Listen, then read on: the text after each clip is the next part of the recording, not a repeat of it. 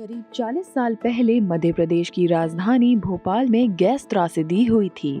इसमें 5,000 से अधिक लोगों की मौत हुई थी। इस त्रासदी को मानव इतिहास की सबसे बड़ी आपदाओं में से एक माना जाता है। एक लंबा अरसा बीतने के बाद उस बंद पड़े यूनियन कार्बाइड कारखाने से लगभग 377 टन खतरनाक कचरे को हटाया गया है। न्यूज एजेंसी पीटीआई की रिपोर्ट के मुताबिक कचरे को हटाने की प्रक्रिया 1 जनवरी की रात को शुरू कर दी गई थी। जहरीले कचरे को 12 सीलबंद कंटेनर ट्रकों में भरकर भोपाल से 250 किलोमीटर दूर धार जिले के पीथमपुर औद्योगिक क्षेत्र में ले जाया गया है। आज की इस वीडियो में हम जानेंगे 40 साल पहले हुए भोपाल गैस त्रासदी के बारे में कि कितने लोगों ने अपनी उसमें जान गंवा दी, कितने अपंग बन गए और गैस त्रासदी की वजह से होने वाले प्रभाव के बारे में। भोपाल की गैस त्रासदी पूरी दुनिया के औद्योगिक इतिहास की सबसे बड़ी दुर्घटना है। एक केमिकल फैक्ट्री से हुए जहरीली गैस के रिसाव से रात को सो रहे हजारों लोग हमेशा के लिए मौत की नींद सो गए। 2 दिसंबर 1984 की रात 8:30 बजे से मध्य प्रदेश की राजधानी भोपाल की हवा जहरीली हो रही थी। रात होते ही और 3 तारीख लगते ही यह हवा जहरीली तो रही, लेकिन साथ ही जानलेवा भी हो गई। कारण था यूनियन कार्बाइड की फैक्ट्री से मिथाइल आइसोसाइनाइड गैस का लीक होना।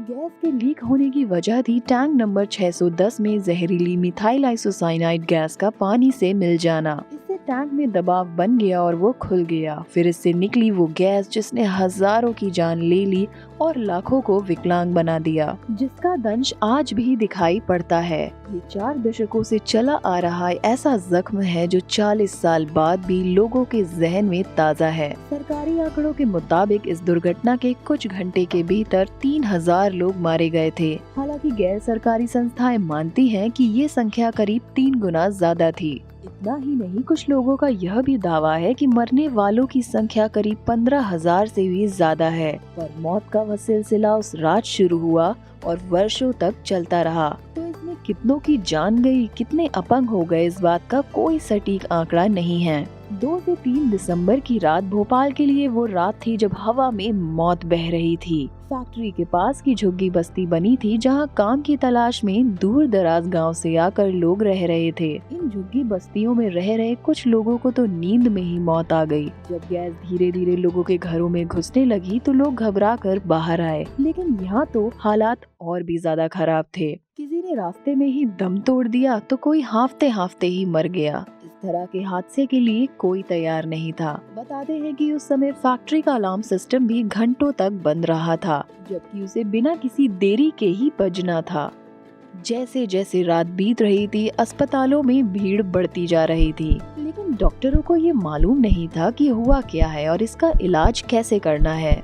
उस समय किसी की आंखों के सामने अंधेरा छा रहा था तो किसी का सिर चकरा रहा था और सांस की तकलीफ तो सभी को थी। एक अनुमान के मुताबिक सिर्फ 2 दिन में ही 50,000 से ज्यादा लोग इलाज के लिए पहुंचे थे, जबकि कईयों की लाशें तो सड़कों पर ही पड़ी थी।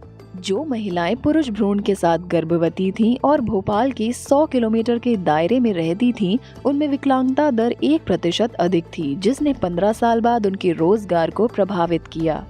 भोपाल के 100 किलोमीटर के दायरे में रहने वाली माताओं के बीच पुरुष जन्म के अनुपात में 64 से 60% तक की गिरावट आई थी, जो पुरुष भ्रूण की उच्च भेद्यता को इंगित करता है।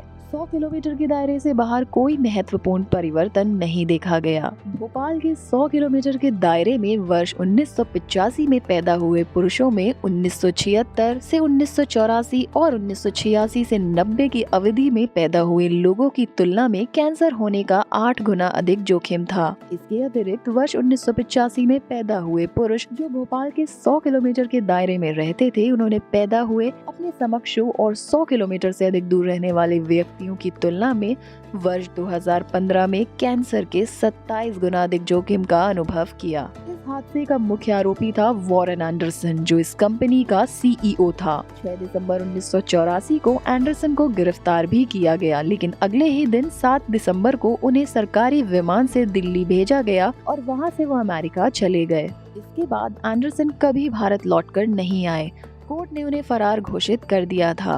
29 सितंबर 2014 को फ्लोरिडा के वीरो बीच पर 93 साल की उम्र में एंडरसन का निधन हो गया। गैस लीक होने के 8 घंटे बाद भोपाल को जहरीली गैस के असर से मुक्त मान लिया गया था, लेकिन 1984 में हुई इस दुर्घटना से मिले जख्म 40 साल बाद भी भरे नहीं हैं।